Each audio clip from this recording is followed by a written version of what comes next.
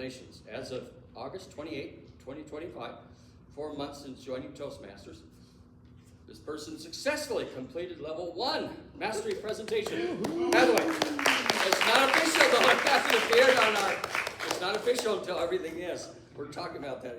We have to figure out the bugs in the system. Today she will deliver a speech from level 1 Visionary Communications Pathway. The title of her speech, The Good Samaritans. 8 to 10 minutes. Mr. Timer, 8 to 10 minutes. You want to explain for 8? At 8 minutes, you're going to get the green card. At 9 minutes, you're going to get the yellow card. And at 10 minutes, you're going to get the red card, which gives you an additional 30 seconds. Thank you. Speaking on the Good Samaritans, please help me welcome Cora Gaane. Cora Gaane.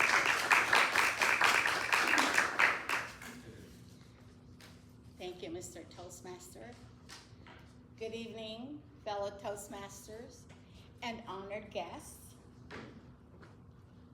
As our Toastmaster had said, today is a special day, September 11th, and Congress has designated it as the Patriot Day.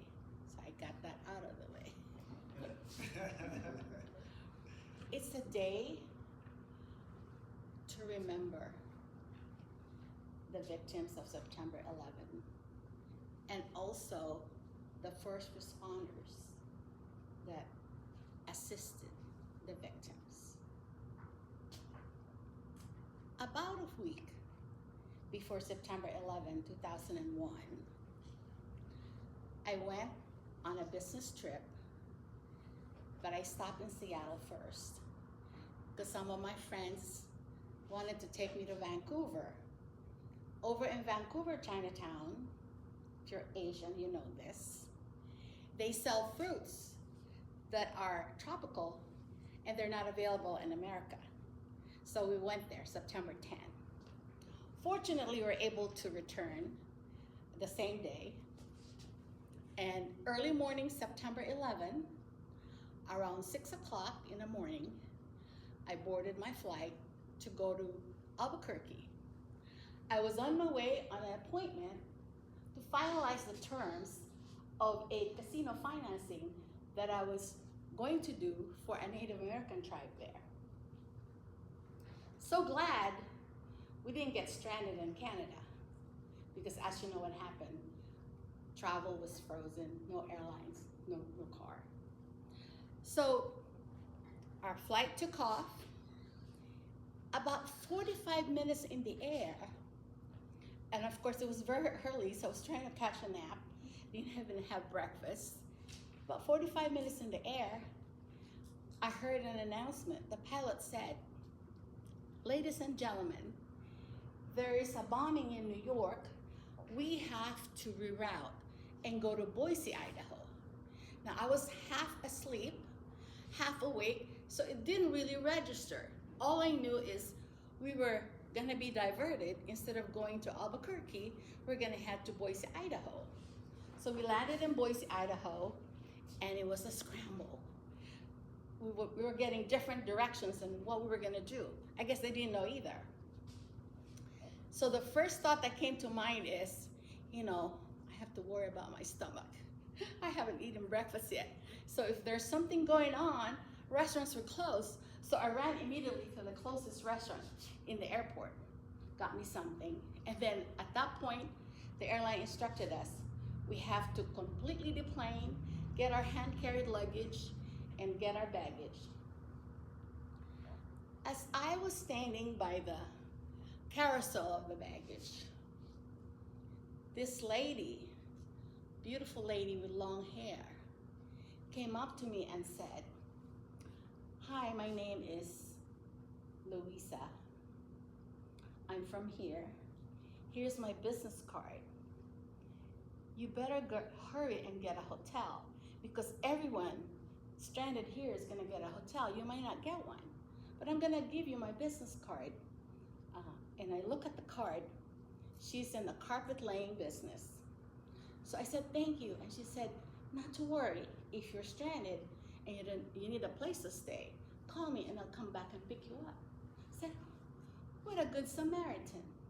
So, all right, thank you. So I got my luggage, I ran, and this airport personnel said to me, better hurry. If you're gonna rent a car, they're gonna run out soon. So go and line up in the car rental counter. So I did that, and I got there, it's a long line. When I got there, the man standing in front of me got the last car rental available. So I said, what am I gonna do? I don't wanna be stranded in an unfamiliar place. So I mustered the courage and I asked, because I kind of recognized him that he was on the same flight. So I said, are you planning by any chance to go back to Seattle? Because I knew he got the car. And he said, yeah. So I offered him my business card. Hey, can we trade information just in case? Because I'm stranded here, no more cars. And he said, here's my card, and look at the card. Construction manager from Home Depot. So at that point, my discernment that came to me.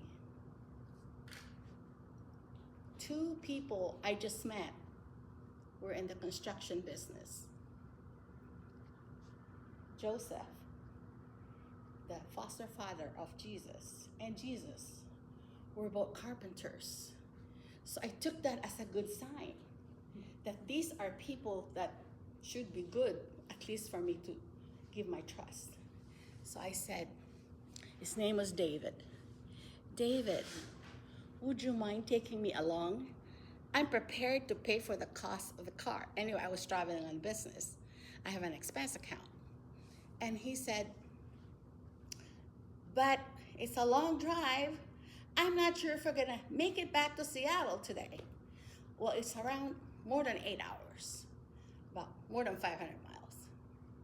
I said, that's okay, because I was thinking, I'll get a chance to drive later on. So, so he said, okay. So then I followed him around. Unbeknownst to me, there's this young man named Jose who was following me. And when he heard I was gonna get a ride from David to go back to Seattle, she said, excuse me, ma'am, I'm on my way to Albuquerque as well to get a surgery and to meet my mom. I really have no money to get my own transportation. Would you take me with you?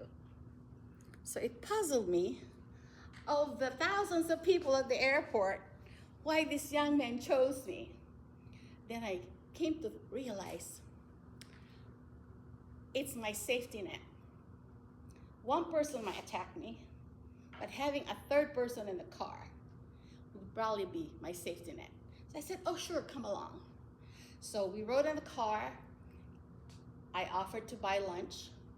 We stopped by, I think it was a sandwich place. And Jose stood in line ahead of us. He said he didn't have money, but he bought 3 cookies. So I said, oh, he bought 3 cookies. There are 3 of us, right? Myself, David, and him. And he didn't have money, but he bought cookies. And I go, oh, that melted my heart. I thought he was gonna share, but he didn't. So I bought them lunch anyway. To make a long story short, took the drive. When it was my turn to drive, what do you say? Metal on the pedal. David went, got tired, slept in the back, and I just did it. No highway patrol that day, no cops. And besides, I didn't care if I'm gonna get a ticket. So I went and sped up. Before the sun came down, we were crossing the border of Oregon and Washington State. And I've already called my friends to meet me and pick me up, and I could stay there. There was a travel ban. My company said I can't travel, so I had to stay there. I didn't see the TV all day, so I have no idea. I have some idea, but I haven't seen it, which was good. Because if I had seen what had actually happened, I'd probably be anxious and would be afraid. When I came to the house of my friend and saw it on TV, I really fell to my knees and said, oh my goodness. But then I said, thank you, Lord, because good Samaritans helped me. Human kindness and heroism, despite all the terrorist act, prevailed that day. Thank you. Back to you, Mr. Toastmaster. All right.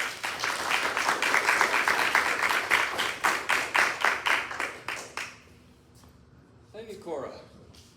And I'm sure everyone who was alive at that time, all of us I'm sure were alive, we probably have some type of story, some memory.